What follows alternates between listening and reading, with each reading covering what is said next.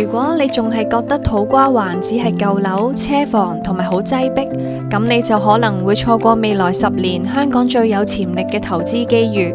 市建局最近正式展開咗土瓜灣海濱研究，提出咗一個世界級嘅規劃概念——海岸綠3合1。呢個唔單止係局部修補，而係要將土瓜灣對開嘅水體、海濱同埋內陸近800公頃嘅土地，打造成一個全新嘅東維港灣區。目標好明確，就係要對標翻澳洲悉尼嘅 Darling Harbour 同埋挪威奧斯陸嘅 Akerbrugge。今日我就帶大家睇清楚呢一場舊區變身嘅藍圖，到底藏住啲乜嘢財富密碼？乜嘢係海岸綠？簡單嚟講，就係唔再將海歸海，綠歸綠。第一係海，市建局計劃利用啟德體育園對開平靜嘅水域，發展蛙艇、獨木舟等水上活動，甚至係增設浮台音樂廳，令到維港唔單止係航道，而係生活嘅舞台。第二係岸，透過保護海港條例嘅修訂，呢度會興建行人棧道，接通翻而家斷裂嘅海濱位，例如長龍灣同埋青洲英泥碼頭一帶。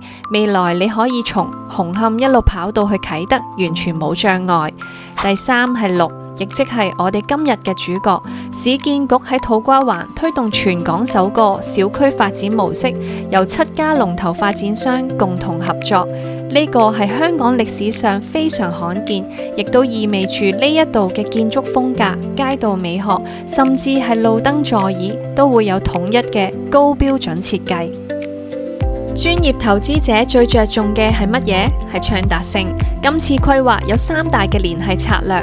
第一，縫合新舊，透過地下購物街同埋隧道，將龍城區同埋啟德發展區無縫連接。第二，林蔭步行網絡，將舊有嘅鴻福街等改劃為15米闊嘅步行街。以前呢度人車爭路，未來就係綠樹成蔭嘅林蔭大道，行人路面積比例會由55% 大幅提升到75%。第三，直達海濱，利用最新嘅比利街政府撥地興建大型公園同埋綠化連繫路，俾內陸居民可以直接步行去海濱。呢一種里程不里程嘅生活，就係未來土瓜灣嘅新常態。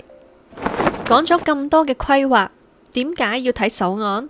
首先，地理位置就係優勢，首岸正處於呢一個東維港灣區嘅核心，佢鄰近未來2條重要嘅行人天橋，呢2條橋就好似小區嘅鎖匙一樣，一邊連接住地鐵土瓜灣站，另一邊直通海濱。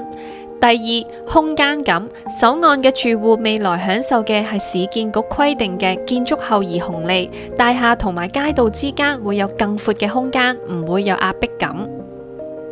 最重要嘅一點係入市時機，小區內大部分項目預計喺未來2至3年內陸續落成。買樓係買預期，當林蔭大道開滿咗露天茶座，當海濱活動正式啟動，嗰陣時嘅價格就肯定唔再係而家呢個水平啦。市區更新唔係難題，而係機遇。好多朋友仔問我買樓仲係唔係地段同地段？我會話俾你聽，2026年係規劃同規劃。香港豪宅揾 Toby。